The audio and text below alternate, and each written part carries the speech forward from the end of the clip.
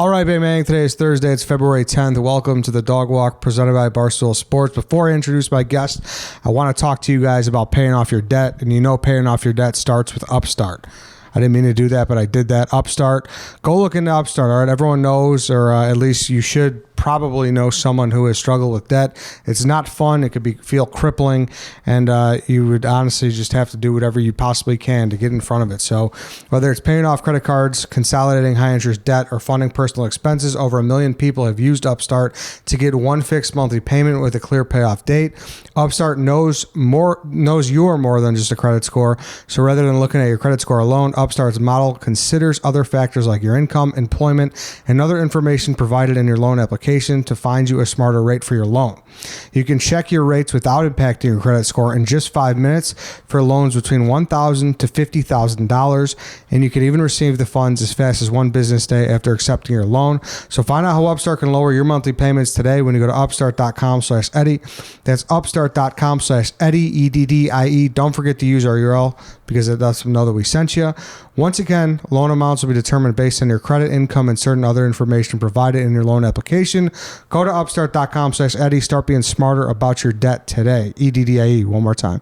Upstart.com/Eddie. All right, here we are.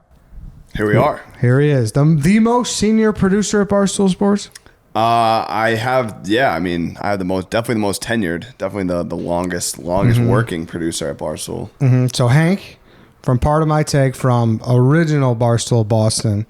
I don't know how this hasn't happened sooner, but regardless, I'm happy it's happening. Me too. I'm very happy. I'm a big fan of the show. I like. I don't listen to a lot of Barstool podcasts, but when I do, I like, depending on who it is, I'm an interview guy. So like certain people, will tip off the scales, and a lot of them are dog walks. Good. I appreciate that. And we're in LA right now. We're at the Super Bowl week.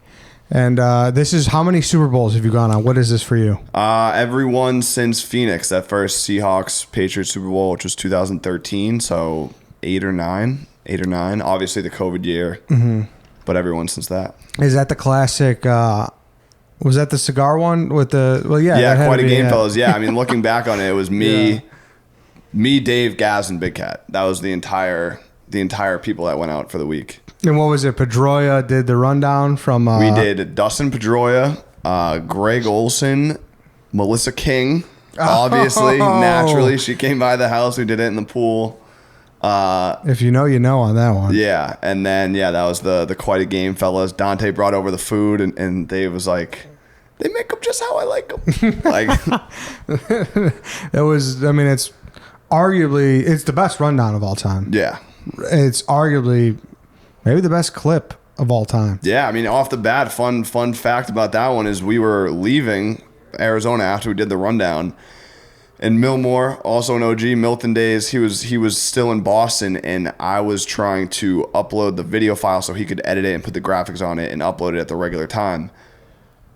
It failed. I tried to do it at the house, and I didn't have enough time. Like, the upload, it wasn't going to be done by the time we had to leave, so I had to do it at the airport, and we didn't have a lot of time at the airport, so there was it barely got up there. The upload finished with maybe a minute, 5 minutes before we boarded. And if it hadn't, we would have flown from Arizona to Boston, and then I would have had to go home and edit it. So that rundown, classic rundown, it came out. Everyone was waiting for it. It was very, very close to not being up until midnight. And also during this process, I'll never forget it. I don't know why. Just a very funny, just makes me laugh. And I'm sure Dave has many more of these coming up. But this guy, I'm sitting there editing, Dave's sitting next to me on his phone or whatever, and this guy, old man, father, comes up and he's like, hey, what's up? You made my daughter a smoke show.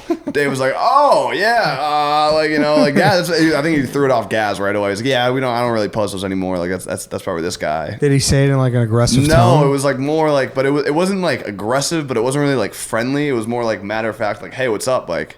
You put my daughter on your website, and Dave was like, yeah, I know. Which is probably the worst, because you don't know if you're bracing yourself for an argument. You don't know if you're bracing yourself for a fan. You're in the middle, so that's funny. I just remember my ears perking up and just being like, is this guy about to is this going to be a problem? It wasn't a problem, but it was just funny where I was just so random. That's a great story in general. The most classic rundown ever. And I think, I hope everyone knows what we're talking about. It's one of those things where we've been around for so long that we just speak like everyone knows. But, the one we're at quite a game, fellas. A cigar in front of the fire pit. So it's crazy that almost had to wait for so much longer, which he probably wouldn't have been happy with, I assume. No, it would have been a disaster. It's also funny. I was going back to watch it the other day, and it's just like straight up because the competitive gambling company was sponsoring that trip. And part of the deal was like we're putting our videos on that YouTube page. So it's like I went to find the clip, but it's like it's not even on it's on a different company's website YouTube channel. That is crazy. Which is just funny. It just made me laugh. I was like, after all these years, this is a fucking and this is where we're at. DK special.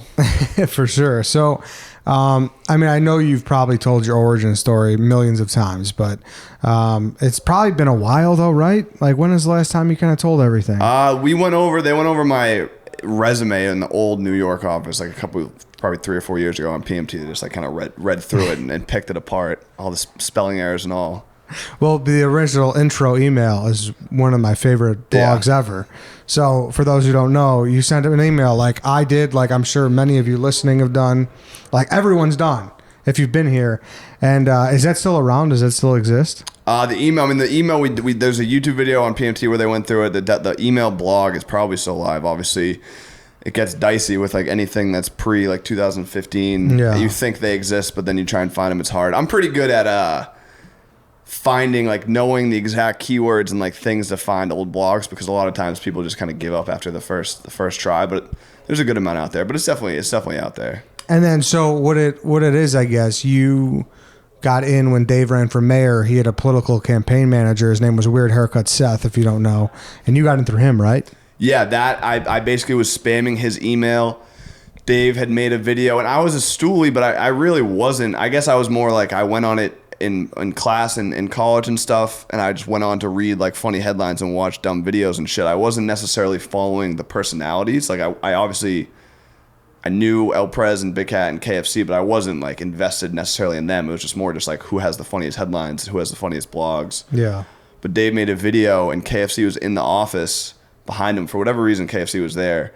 He was behind him waving a flag, and he was like, I'm running for mayor if you can help, blah, blah, blah. And at the time, I was literally sitting in my school.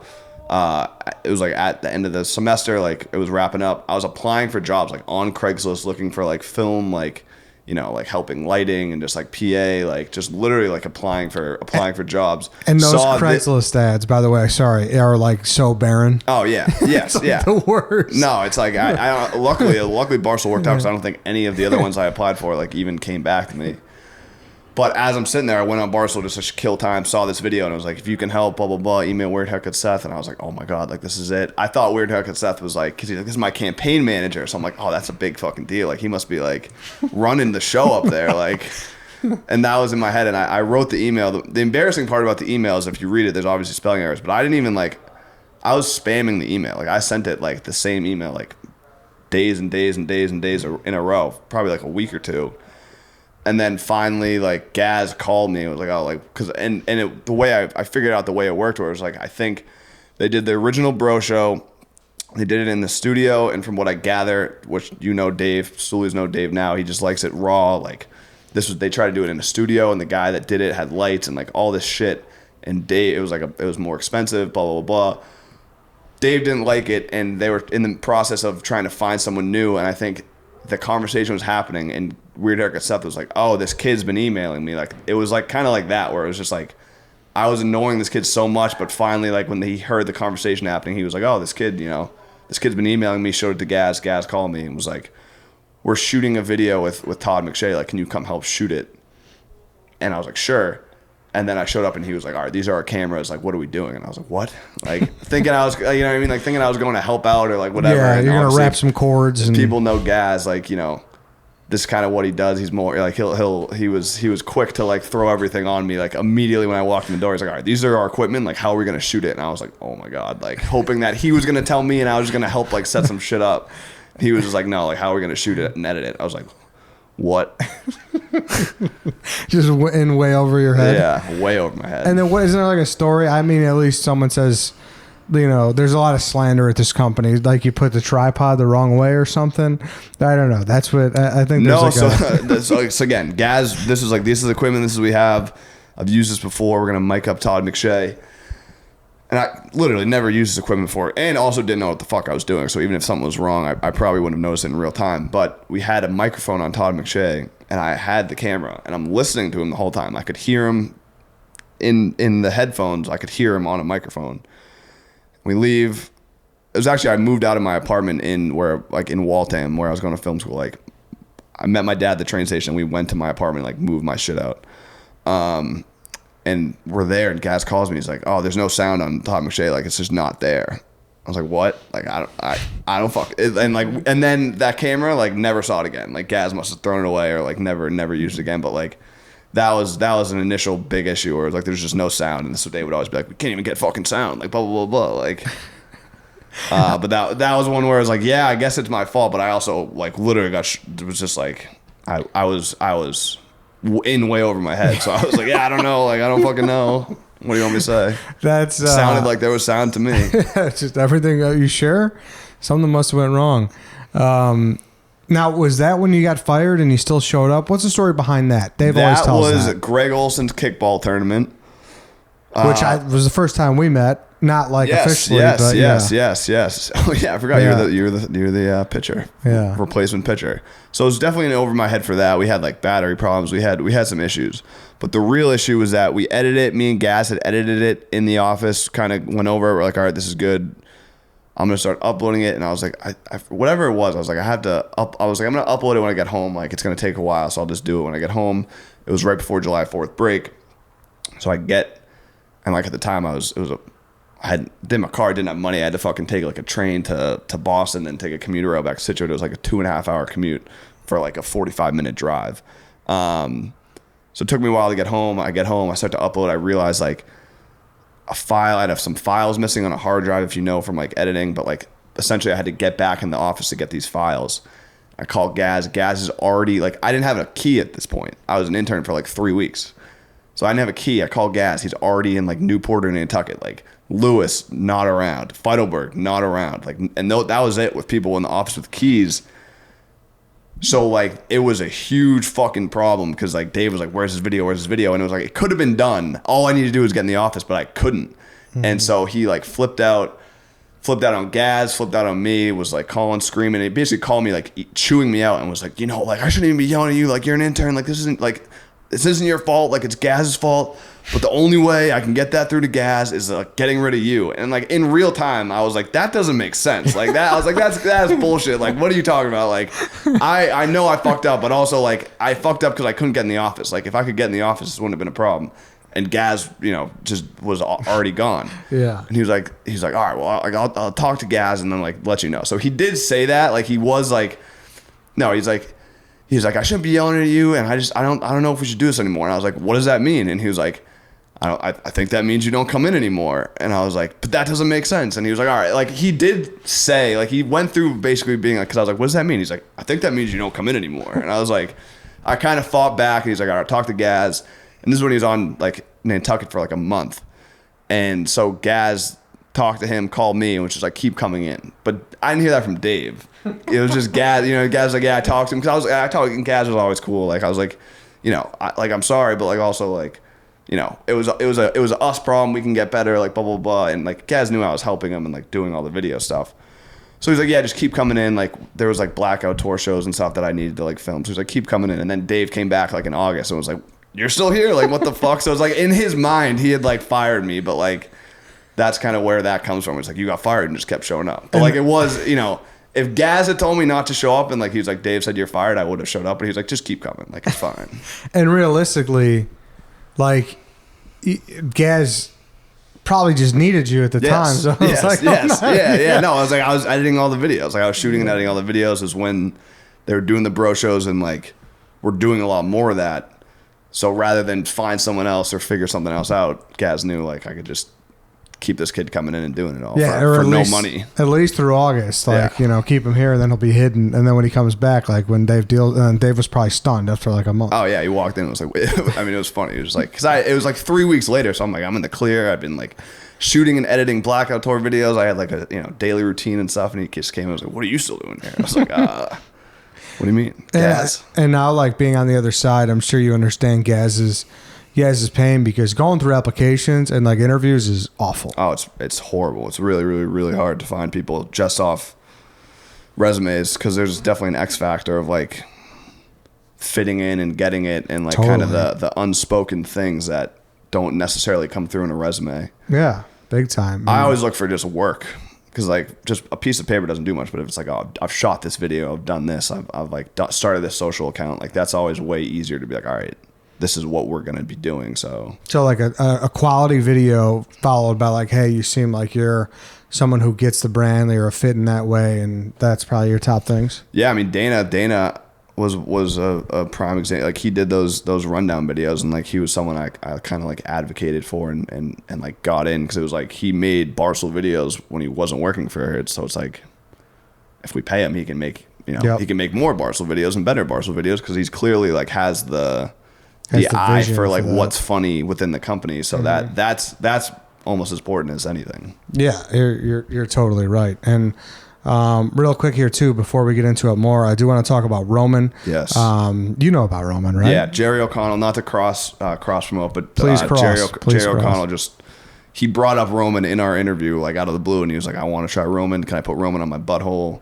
They were like, I don't know if you can, probably not. We're not doctors. You probably shouldn't do that. But it was a very funny Roman conversation that, just organic. Yeah, because Jerry knows. I mean, Jerry's probably, he's been in so many movies, but he knows the secret to lasting longer in bed is not thinking about a Scream 2 role.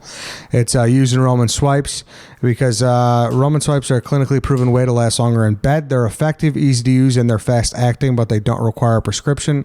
Roman can ship swipes to in discreet, unmarked packaging, and each swipe packet is small enough to hide in your wallet for whenever you need it. They're super easy to use. Just take the swipe out of the packet, swipe it on, let it dry, and you're good to go. That's it. Go to GetRoman.com/dogwalk to get your first month of swipes for just $5 when you choose a monthly plan. That's GetRoman.com/dogwalk. Go check out some swipes and just enhance your game. It's that easy. So one more time, GetRoman.com/dogwalk. Go use some Roman. But Hank, like, I mean, even, we could sit here and talk about the old days forever, but what would you say is your moment where you've had some classic moments? Obviously, Franny Lydon, the drone. What else would you throw up there? Duct tape. The duct tape, yes. Wine test. The wine test. Was there ever a moment there? And, because a lot of people, I feel like I remember, and you tell me if I'm remembering this wrong, the wine tests where you did a wine off versus Dave, who could pick out the more expensive versus cheapest. I feel like that's where like a lot of stoolies were really mad at Dave for that one, because he was being a dick to you. Oh, I don't think so. I also think and Gaz will have to back me up on this one, but like the hops line was like a premeditated line. Like we had talked about it, because I was like, back then I was a lot more nervous. I at one point told Dave I was like trying to get a raise early on, and he was like, we're not paying you because like you're good at like shooting video. Like we're paying you because you're an idiot, and when you fuck up, it's funny. And like if we wanted to pay someone that's good at video, we just hire someone else. And I was like, okay. But I was kind of uncomfortable. I wanted to just do the behind the scenes stuff. I wasn't like super comfortable being on camera. I was talking to Gaz about like, what the fuck should I even say? So it's like, that was something like I came up with. But I think people were always like, Dave was always pretty fucking ruthless early on. I never remember people getting, I remember like the Katie Nolan, Nate one. I don't remember backlash on Dave for that one. No. But maybe it's because I was involved. That's true. It's always, when you're in it, it's hard to separate yourself. So you don't really know, because in your mind, it's like, oh no, that was fine. But I was probably still an intern then. I think I remember that, and I'm still young. I'm still reading too much into that shit probably. So, but regardless, I guess the point of this is there anything that early on almost broke you? Like, were you ever like almost to the edge where you're like, man, I just don't know if this is worth it? Yeah, I mean, there was definitely a few times. Because I would just get ripped apart, and then it was like I said, I was like I actually wanted to do like the video stuff, and like that's what I like to do and stuff. So when he would say those things, and to his credit, he was kind of true. Like back then, I didn't know what I was doing. I learned a lot over time, and I think I've gotten better at it. But when he said it, it was probably true, and probably pushed me to like get even better. But there was definitely times I wanted to quit, like thought about quitting, and just would always like be like, all right, just ride the wave, like like there was definitely times where I thought I was going to get fired. Like for the first like year and a half, I was like always thinking I was going to get fired. After the duct tape, I remember being like, all right, like they basically hazed me. Like they can't, like I got myself some job security. Like I felt good about that because it was like a big thing. People liked that it was funny on the blog. Like my fucking hand was falling off. But I remember being like, he cannot fire me for like at least 6 months. Like I like felt a little bit less on edge. But then, I mean, the Franny Line thing, I thought it was over. I was like, I'm getting fired. Like this is it. It's a wrap. More so the day that people forget, like it came out, Feidelberg and KFC and them knew like 7 months before Dave knew. So when they like kind of confronted me on it, I was like, oh, this is it. I'm toast. Like took a drive. Was like, I fucked this one up. And then, but you know, to Big Cat and KFC and Feidelberg's back, they kind of were like, had my back and were like, we're not going to tell Dave. Like, it's fine. Like you're a good kid, whatever, blah, blah, blah. So that kind of brought me back. I was like, all right, I'll die for these guys. Like they have my back. Like I'll have their back, do whatever they need me to do, like forever.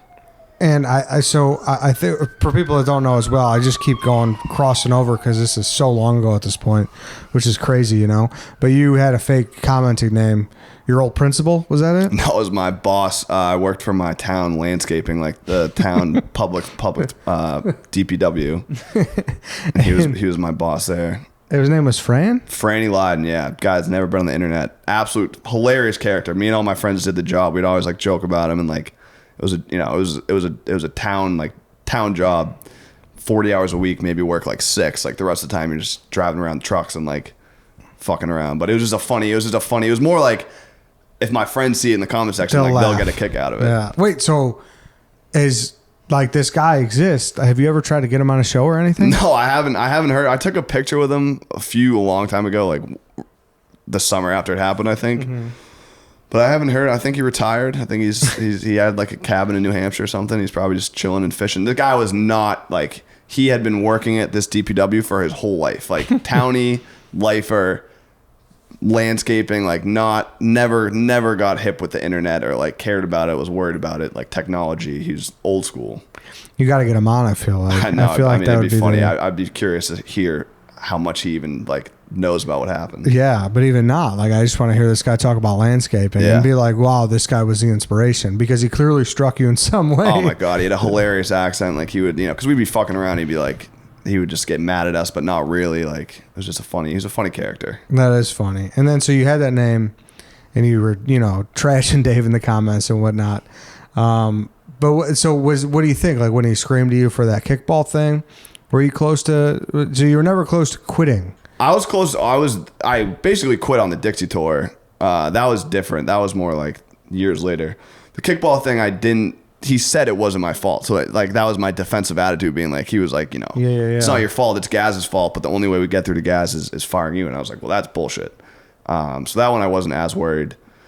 So what do you mean you almost quit on the Dixie Tour? The Dixie Tour, I don't know if you remember this one, but and obviously we were drinking a lot, partying a lot, like 4 or 5 days a week. It was excessive. And this was probably halfway through the trip. We were at Florida State.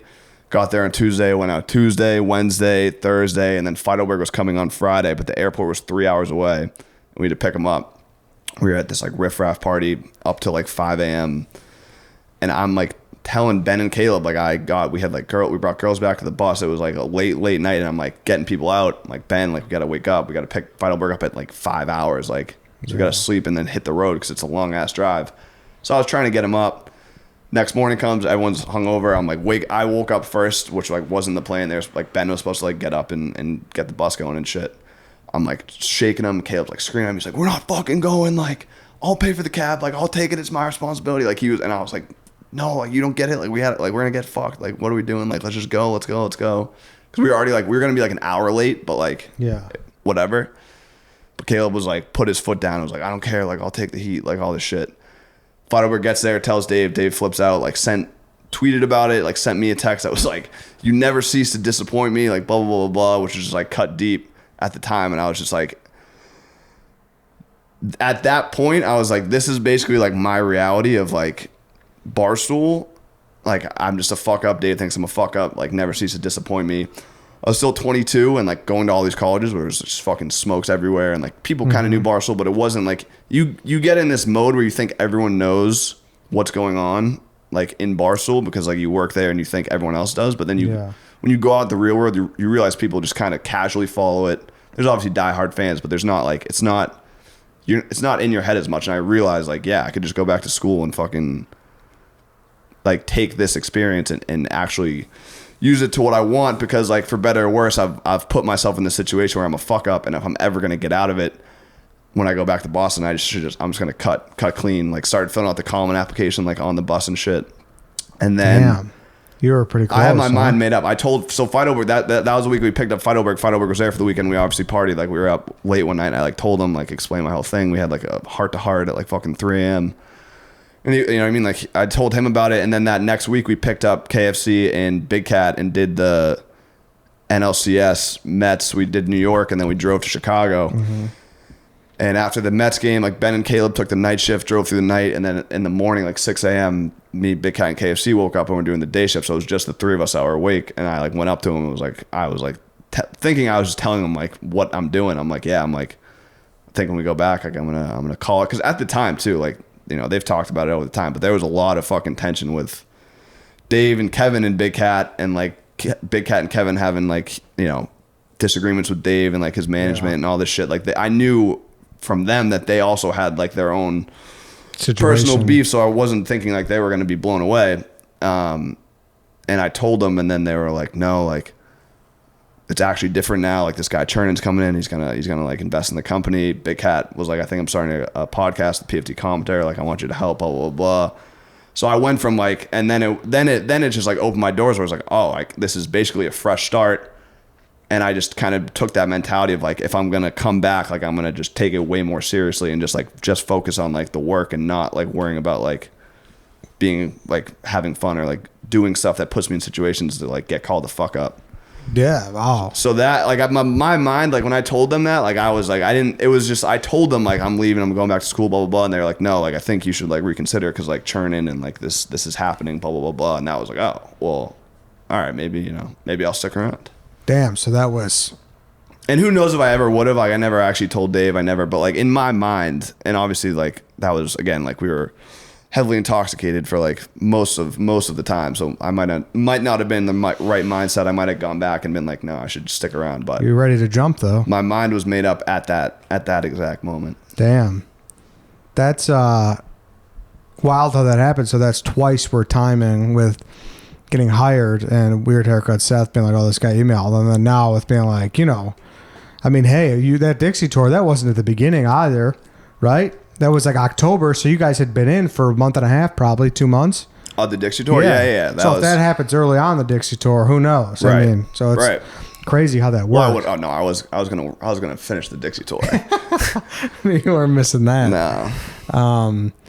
So then obviously that buys you more time. So you were just perpetually tired of always being the guy who would be known to fucking things up. Yeah, and it wasn't like all... I understood that a lot of it was things that I did to fuck up, but there was some that, in this specific example where I was like, in my head, I was like the only one acknowledging that we need to be doing this, and I get all the blame put on me, and I was like that, you know. But so there was times where it was like, I just knew that for better or worse, whether it was my fault or not, like that was my perception in the Barstool world, and like it's hard to like change that. So I was just like, it is what it is. Like maybe it's my fault, maybe it's like, you know, maybe I get too much shit put on me, but like it is what it is, and just, you know, take the experience and go on for it. Because I didn't think it was gonna be that big a deal. But go back to school, like some people know you, like whatever, but like I figured it'd just be good experience, and then, you know, move on with my life. So it's like, it really, PMT and churning happened at the perfect time for you too. Yeah, definitely. That's crazy. Because then when the Dixie Tour ended, that's the other thing where it's like, when it ended, it wasn't like going back to the rundown. It's like, all right, I can just focus all my time on PMT. And I had been boozing so much that I was like so ready to be done and just like actually have like a focus and meaning. Like I didn't drink for a while, and just like, it was like nice to like not just like have something to like work towards. Obviously with it being fucking PMT, like it was really easy, and they were always like cranking out ideas. Like it was very easy to do a lot of work because there was always like ideas and stuff coming up that they wanted to do. Yeah, I mean, dude, did you talk, just the way you explained that, the stars really aligned, and so where you had like your last hurrah. Yeah. Like what's the Amish? They had that Rumspringer or something. Yeah. Oh my God. That was your Dixie Tour. Then like you went back and it was like, all right, hey. Dude, that same trip. So Dave, I think we went from there to like Michigan or something because we met Dave shortly after that. Like KFC and Big Cat told me that we met Dave at like the Michigan State game. Or I forget how the timeline matched up, but it was that same week. We might have met Dave before, but me and Caleb, we'd been spending a lot on the cards. Like we were, and Dave, because Dave was like, yeah, just go do whatever. Like he didn't really give us much to, like objective or like week by week. It was just like, yeah, just go, build our brand in the South. And we're like, well, whatever the fuck that means. We'll do, we'll do the videos and we'll do like we did the podcast, but we didn't necessarily have like things to do. And he was like, everything but booze you can put on the card because like it was all our meals and stuff. But we were like spending a lot of money on like dinners and going to nice dinners and like getting drinks at dinner. So the dinners were like a lot expensive. And there was times where we were like, like we're gonna get fucked. Like we're forcing it. Like this is probably bad. And we met with Dave and like we were finally like, so like, have you noticed anything? Like he's like, no, yeah, you're fine. And like me and Kev were like, oh, all right. And so then after that, and it was like I knew that these next 2 months don't matter. Like whatever happens on this tour, like it's not. I'm moving on afterwards. So it was like we fucking as much fun as we had in the first half. Like I had way more fun the second half because it was just like you're relieved. Enjoy this time with the boys, and then when it's over, move on. And then so, what did with PMT? Was that like, was that your first time, or I guess you felt like a grown up? Because that kind of really is what, that's where it's like, all right, you shed the label of like, oh, he's not incompetent. Like this guy actually. Well, Big Cat, to Big Cat, my guardian angel really in this for all. Because Dave, that was my perception with Dave, and when Dave would talk about me, but I also would work on Big Cat's videos and go and travel and do the videos with him. And he would, gas me up or like be like, oh, these are good, like thanks to Hank for editing it and stuff. Like would talk about it positively, and he, even when that first conversation was like, oh, I want you to have like more of like a speaking role, like producer, like whatever. And I was like, I'm down, because whenever he would come to me, it was like, I have this video idea I want you to help me do, and we'd plan it out, map it out, but it would be like a 1 week, 2 week process. I kind of looked at PMT like I didn't realize the scope of like this is going to be the next 6 years of my life. It was like, all right, Big Cat's got another project, I'm down to help him out. But he was like, I want you to have a speaking role and all this stuff. But with him, it was easy because he did believe in me. He did know that I could do good stuff. So it's easy to work with him because I could say what I felt, and like he would, take that and listen to me and stuff. So that he's always been like really, really, like, I guess he's always believed in me in that sense, where he's always like trusted me and like asked me questions and like just let me, like, if I have an idea, like trust that it's going to be a good idea, whether or not he's unsure of it. So that was like, it was basically just working with him was great. And always was. Huge then. When you first started, but did you, and this is always a question people know, or I guess I'll phrase it this way. At what point did you know you're like, whoa, this thing's a fucking juggernaut?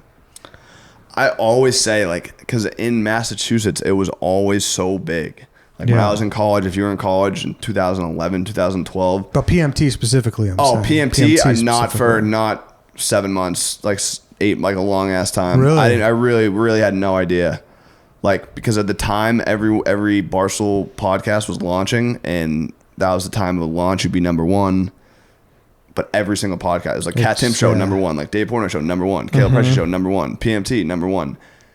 The scale was like, oh yeah, all these fucking shows are number one. Like it's, of course it's number one. And it's like, yeah, but then it took a while for it to like, and the numbers, dude, the numbers that they would tell us were so wrong that we didn't believe them. It was like, you're getting 3 million listeners per show. And it's like, there's literally 0% chance that's happening. Like 0.0, like it was, we were using this weird website to track shit. And so we didn't, that scale was like, yeah, no, like we're happy. We see the feedback on Twitter. Like it seems to be going well, but we didn't understand the scale of it. I didn't, at least for honestly, like a while, like probably a couple months into New York, when it was like, oh shit, like this is really, cause then we started to hire other business people and like actual, like people that knew what they were talking about. Like, no, this is fucking huge. And which guest sticks out as being like, whoa, this was Blake Griffin. The first one was huge. Probably the Morrison one that made some waves. Well, right? That was Kyle Wilcher. Shout out to Sam Lowe, my buddy from that played at Kentucky. He set that up. I mean, that's the other thing. Trying to book guests back then was my biggest fucking nightmare. That was basically all we did, was just trying to figure out guests like 24/7 and just like DMing people and shit. It sucked. But my buddy played at Kentucky with this kid Kyle Wilcher, and we had him on to talk about Gonzaga because he transferred to Gonzaga, and he told the Adam Morrison story. That was like probably 3 weeks in. That got picked up everywhere. Yeah. The cease and desist thing was early on with Yep. ESPN. That got picked up everywhere. And then Blake Griffin, we kind of knew it was going to be a big guest. But we were like, that's one thing we learned after that. And it's always funny, like, we think we have a big guest, and I try and predict what, because all these media companies just take the same shit. They'll take if one media company writes a story about an interview, then every other one's just going to copy that same story. It's not like they're listening and doing their own interpretation. So, like, Blake Griffin mentioned something about jumping over a Kia or like whatever it was, and that story just got picked up and went everywhere. And I had like 10 other things like, oh, it's going to be from this. Like, there's other interesting parts of the interview that I thought might get picked up, and it was just like, no, like, he jumped over a Kia. And that's how it is always. Like, it's always the most random shit that will just like randomly get picked up and go everywhere. And what's your exact role now? Same stuff. I mean, it's just like I work, instead of booking the guests ourselves, I like work with Kelly and our booking team, just always going back and forth with like lists, emails, talking to them about, I have a pretty good feeling of who they would say yes or no to, but if there's a question, like going through them, recording all the interviews. I edit them on Sundays. Like we've had help. We have more people underneath. Oh, so you're now, still like, chopping audio and stuff? Yeah, like probably only like, I don't know, a little more than 30% of the time, I'd say. Okay. Like, we've had other people doing it, but it's always kind of a changing role, and like those people will do other things. So then I'll go back to doing it, or like Sunday nights we'll have someone doing it during the week, so I don't have to work Sunday nights. So I'll do it on Sunday nights. But I still do that. It's kind of the same shit as always, really. So is the food chain essentially, obviously Big Cat and PFT, they host and probably oversee every decision, but you're making a lot of the other ones, that you would say?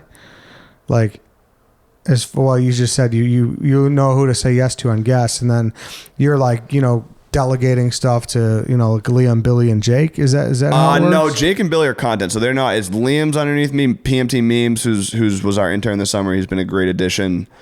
And then we've had some other people. We've kind of right now it's just those two. We had Dylan, but he's moving on, taking on a different job. So yeah, I mean, a lot of the stuff, it's really me. Like, Memes has obviously come on strong. He does a lot of stuff now. Like, he does a lot of the social stuff. But Liam's always been like very, very helpful, and like just merch ideas, like video shoots. He comes with me. Like, we set up all the cameras and shit together. So it's definitely like, I'm kind of the one that's like delegating, but it's also like I'm kind of doing a lot of it too. Gotcha. But yeah, Memes and Liam are the core four, and then Jake and Billy. That's like, they're like Big Cat and PFT. Worry about them. I don't really care what they do or say. Yeah, not your arena. It's crazy too how it's just, before it was you grab a camera and it was you and them two go to Vegas and hang out with TJ Lavin or whatever. Now It's like you got such an entourage now. Yeah. I mean, from my perspective, it's way, way less stressful, because that shit is always like, audio is a nightmare, absolute nightmare. Always stressed me out. So like, as much help as we can get now, and it's justified with the the amount of money we're making. Yeah. Yep. Exactly. And what's your relationship like with Dave now? It's good. I mean, I don't see him in person as much. I used to like. Obviously, like when he was in the office, I just go in and talk to him, shoot the shit. If I ever have questions about stuff, I know I can like text him or call him or whatever. We do advisors. Like, he's just the type of guy that he's close with the people that he's working day to day with. I'm sure Frankie Borelli would have a similar take as someone that was in his camp day to day and then is no longer. Like, still a very good relationship, but Dave is not the type to like, reach out to you unless he needs you for something, or he's not going to like check in with you unless he needs us. He has a specific question. But I will go in and like, if I have something on my mind, like I'll just hit him up or like go ask him, even if he doesn't necessarily like want to see me. Like I don't have a problem being like Dave, like shutting the door and just being like, what's good? There's no hesitance. No. Yeah. Which is good. I appreciate that, because I know a lot of people are like scared of him and shit, but very scared. And then I guess we could probably wrap with this. Are you still locked in on this, or is there something? What's it been, 5 years with PMT? What do you mean? 6 years? Are you still like, because I know obviously your stool streams and everything. Like, what, are you always looking for like kind of what's next, or what kind? Are you like, hey, this is cool. Like, I'm cool locking in here, and like this is what needs to be done. No, I mean, I've gotten more into like officially like. The company's gotten a lot more like organized, and there's like an org chart and kind of like I've gotten more into an official like managerial role with the people below me and that type of stuff. So I do think eventually like that's kind of what I like to do. I feel like I have the best, a good eye of like what works within Barstool and like how, things work. So I think I'm not going to be editing video and audio for the rest of my life, like per se, but I'm very like happy doing what we're doing now. And a lot of it's just like, it's more like, I like being creative, ideas, like executing ideas. I know what it takes, like from the production side. If someone's like, I have an idea, it's like, I know from doing it myself, like how that idea can like come to life, and then working, getting those pieces together and shit. Like advisors is obviously something else that, took on like 4 years ago that's very, very fun to work with and like do every week. So it's really just, I like, creative stuff. I have a very like ADHD, like wandering mind. So it's like a head of video of sorts. You'd like to do something like that someday? I mean, definitely not like the head of video, but I think some of, like minor parts of what she did. So you're not going for Jen's job? No, absolutely not. No. All right. Well, good, Hank, man. Congratulations. Obviously, you showed your competence in the end. Appreciate it. For years, man. So that's awesome. Yeah, that's it. Unless if you got anything else here. No, I mean, no. Thanks for having me on. Awesome. Yeah, thanks for doing it, Hank. All right, everybody. Thank you for listening. That's it for today. We'll see you all tomorrow.